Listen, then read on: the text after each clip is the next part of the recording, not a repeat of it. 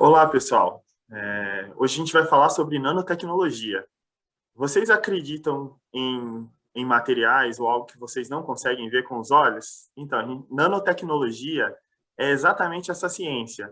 É uma ciência que estuda os materiais em uma dimensão onde a gente não consegue ver com os olhos. Então, a gente precisa de lançar a mão, de utilizar ferramentas de elevada resolução para enxergar esse material, que está em uma escala de nanômetros, ou até mesmo molecular, né?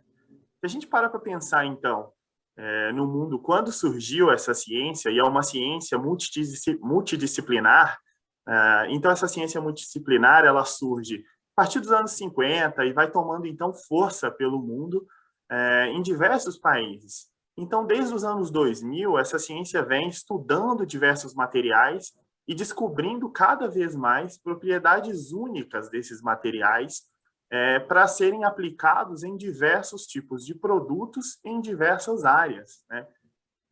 E essas descobertas elas estão se intensificando cada vez mais no mundo moderno. E hoje eu gostaria de convidar a doutora Juliana, do CNPEM e Laboratório Nacional de Nanotecnologia, que é também pesquisadora e especialista nesse assunto, para falar um pouquinho dessa transformação dos materiais em uma escala onde a gente consegue ver para uma escala nanométrica. Bom, obrigada, Renato. Essa é uma área, né, nanotecnologia é uma ciência, né, transversal, como você mencionou, multidisciplinar, tá? Ela vai desde, por exemplo, da medicina até a área de eletrônica, tá? Pode ser aplicada em diferentes campos. E o que tem por trás da nanotecnologia? Os materiais e os dispositivos que são utilizados em nanotecnologia têm uma das suas dimensões na nanoescala, tá? Só para ter uma noção da escala, um nanômetro equivale a 1 bilionésimo de metro.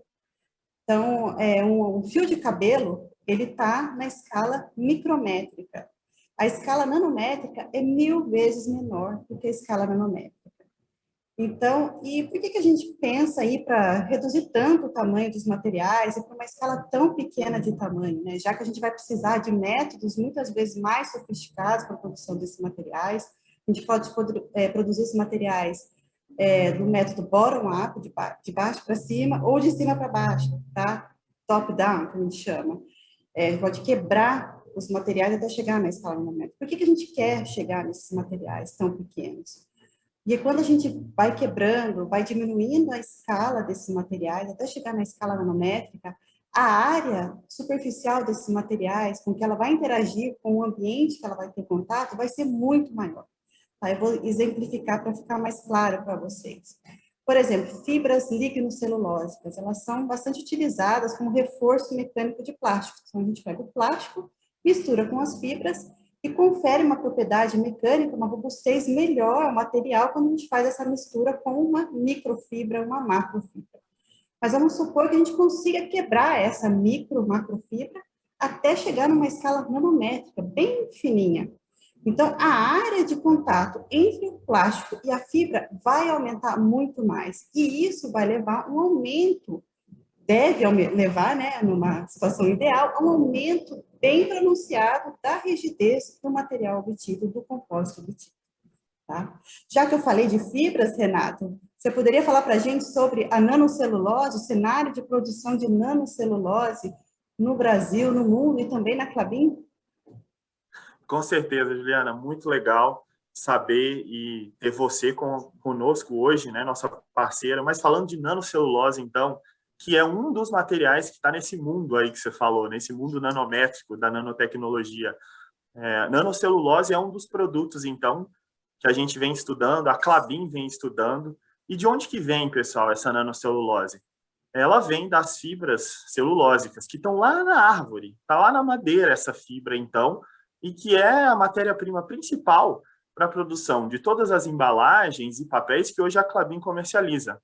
Então, nós, com essas técnicas que a Juliana comentou, existentes, nós começamos, então, a estudar formas de extrair a nanocelulose das fibras e, assim, a utilizar esse potencial da nanocelulose nos produtos que hoje a Klabin vem produzindo.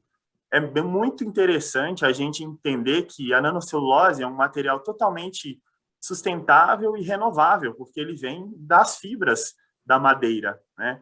E como a Juliana comentou, existem vários tipos de nanocelulose. Hoje eu queria dar 2 exemplos aqui, a celulose microfibrilada e a celulose nanocristalina. Esses tipos de nanocelulose são exemplos dos materiais que a Klabin vem trabalhando, né, como materiais para incorporação nos papéis e em outras áreas também. Hoje, atualmente, no Brasil e no mundo, existem vários produtores de nanocelulose e também instituições, pessoal, que pesquisam a produção e a aplicação desses novos materiais em diversos produtos, em todas aquelas áreas ali que a Juliana comentou. Hoje, atualmente, a Klabin ela tem uma planta piloto de produção de celulose microfibrilada, uma das nanoceluloses, né, que existem no mundo, e também uma parceria grande com uma startup israelense para a produção de nanocristais de celulose, que é uma outra categoria de nanocelulose. Então, como vocês perceberam, existem vários tipos de nanocelulose e isso depende do método que esses materiais são produzidos, né?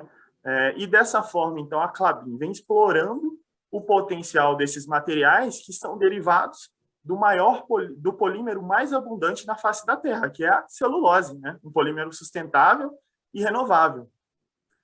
Falando um pouquinho, então, desse posicionamento da Klabin, a gente sabe que as aplicações para a área de papel são muito grandes. Mas eu queria saber, então, contar com a ajuda da Juliana, quais são as outras aplicações, o que mais a gente pode fazer com esse material? Então, Renato, a nanocelulose é bastante recente, né? O estudo, o uso de nanocelulose na literatura, tanto científica como na literatura de patentes, acho que teve um aumento exponencial, assim, nos últimos 10, 15 anos, tanto em artigos e patentes relacionados à produção e também à aplicação da nanocelulose, né? E por que o interesse desse nanomaterial, né? Por que a gente está vendo tanto, cada vez mais empresas, instituições de pesquisa se interessando por esse nanomaterial? Que além de ter as propriedades dos nanomateriais, de elevar a área superficial, de aumentar as propriedades por exemplo, de reforço mecânico do material, a nanocelulose, ela, na maioria dos casos, ela possui baixa toxicidade, diferente de outros nanomateriais. Então, por isso, a gente tem visto aplicações dessas nanocelulose em diversas áreas, que vão desde a área de alimentos, por exemplo, até em sensores vestíveis, tá? Eu vou comentar um pouquinho o que a gente tem feito no CNPEM relacionado à aplicação, um estudo mais acadêmico, mas que a gente visa levar também, ajudar as empresas a levar esse nanomaterial para o mercado, tá? No meu grupo de pesquisa, a gente tem estudado bastante o uso de nanocelulose em dispersões que simulam formulações, por exemplo, cosméticos, tintas. As nanofibras que o Renato mostrou, elas parecem um espaguetinho quando estão em água e vão se entrelaçando na dispersão. Isso dá uma viscosidade muito alta para a água, por exemplo, com pequena quantidade de nanofibra adicionada na dispersão. Então, isso é muito interessante para uso em cosmético, para substituir os espessantes, geralmente, que podem ser à base advindos de petróleo, por exemplo. Então, além de aumentar a viscosidade, outra aplicação que a gente tem estudado, outra aplicação da nanocelulose que a gente tem estudado é o uso dela em estabilização de emulsões. A nanocelulose, quando a gente tem 2 líquidos immiscíveis, como água e óleo, a nanocelulose, ela dissolve na interface entre o líquido, entre a água e o óleo, e diminui a tensão interfacial. Então, eu consigo formar uma emulsão, tá? Substituindo os tensoativos, os detergentes, que muitas vezes são irritantes para a pele. Além desses usos em formulações que a gente tem estudado no laboratório, então a gente vai aumentando a complexidade do fluido, colocando outros componentes no fluido e vendo como que é o comportamento desses fluidos. A gente também tem utilizado a nanocelulose para a produção de adesivos. Por exemplo, a gente desenvolveu um adesivo à base de nanocelulose que cola substratos molhados, a gente tem um adesivo com nanocelulose que cola diferentes substratos, e ele é à base de água. Então, essa tem sido algumas das aplicações que a gente tem estudado no laboratório. Mas pensando em futuro, né, a gente quer que esse nanomaterial chegue no mercado, né? Então, a gente ainda tem desafios, bastante desafios. Então, tem muito estudo pela frente para levar esse nanomaterial em diversas áreas. Eu vou destacar aqui alguns desafios que eu vejo, né, durante a minha pesquisa, e talvez o Renato também já vê isso também na Klabin. Primeiro, é relacionado à produção da nanocelulose, né? Para chegar na escala nano, a gente precisa de condições muito drásticas, às vezes de um processo mecânico que gasta muita energia, ou em condições de elevada concentração de ácido para produzir o nanocristal, que é o outro nanomaterial que o Renato mostrou. Então, a gente ainda precisa de muita pesquisa relacionada ao desenvolvimento de técnicas que sejam mais verdes para a produção desse nanomaterial, tá? No laboratório a gente fez até a gente não usou eucalipto, a gente utilizou bagaço de cana, que é uma biomassa mais fácil de ser quebrada, e a gente viu que a gente não precisa usar o processamento mecânico, por exemplo, para obter a nanocelulose. Então, estudos nessa direção, que combinem modificação química, com modificação enzimática, por exemplo, são interessantes para chegar em processos cada vez mais verdes e mais escalonáveis.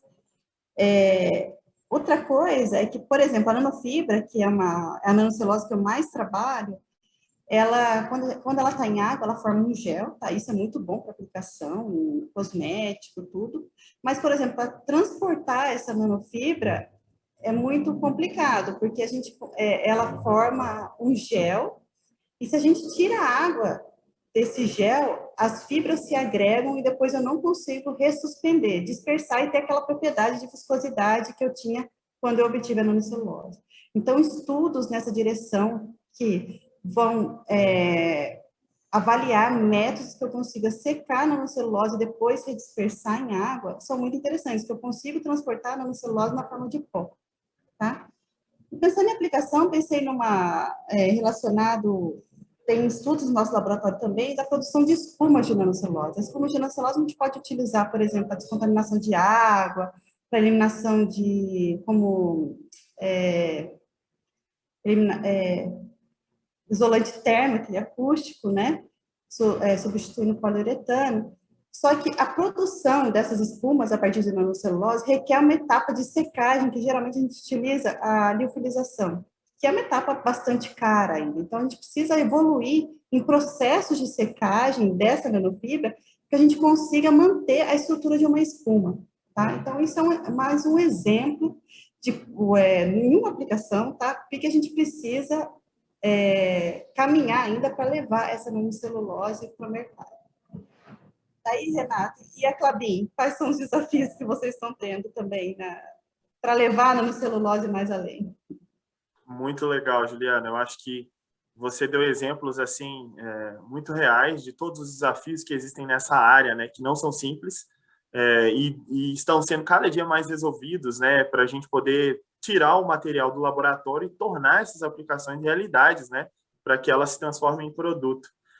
A Clabin, então, a gente com o aporte, o investimento da empresa na planta piloto, que fica bem aqui ao lado do nosso centro de tecnologia, aqui em Telêmaco Borba, desde 2019. Então, a gente vem investindo na produção de celulose microfibrilada e a aplicação dessa celulose microfibrilada nos papéis e nas embalagens que hoje a Clabin comercializa, né?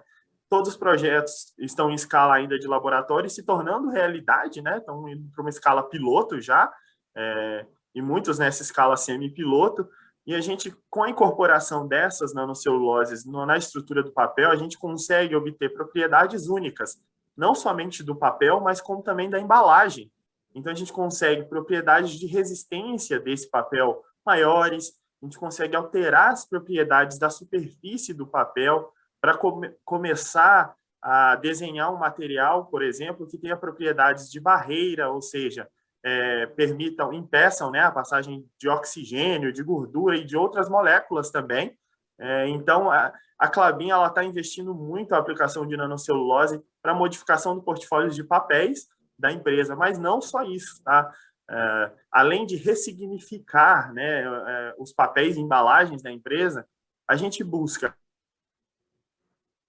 a cada dia tentar encontrar novas aplicações para esse material. Como a Juliana mostrou e falou ali, existem diversas aplicações que a gente pode incorporar esses novos materiais, e um fato muito legal é que esse é um material sustentável, renovável e não tóxico. E como ele está muito disponível e é o principal e vem da principal matéria-prima da Clabin, a cada dia a gente vem tentando, além de incorporar o negócio atual, tornar novos negócios realidade, né? E esse é um dos nossos desafios. O principal desafio é transformar esse material na realidade, né, em produtos, fazendo com que eles se tornem comerciais e cada vez mais com um custo adequado para que esse material seja cada dia mais implantado em novas soluções que sejam cada vez mais renováveis e sustentáveis. Então, esse é o principal desafio que a Klabin vem realizando. Eu gostaria, na verdade, de agradecer agora a participação da doutora Juliana aqui com a gente, que é pesquisadora especialista na produção e aplicação de nanoceluloses e outros nanomateriais, né, no CNPEM, no LN Nano, Laboratório Nacional de Tecnologia, e dizer que a gente está disponível aqui para conversar muito mais sobre nanotecnologia e nanocelulose, né, Juliana? Isso, com certeza, Renata. Obrigada. Obrigado.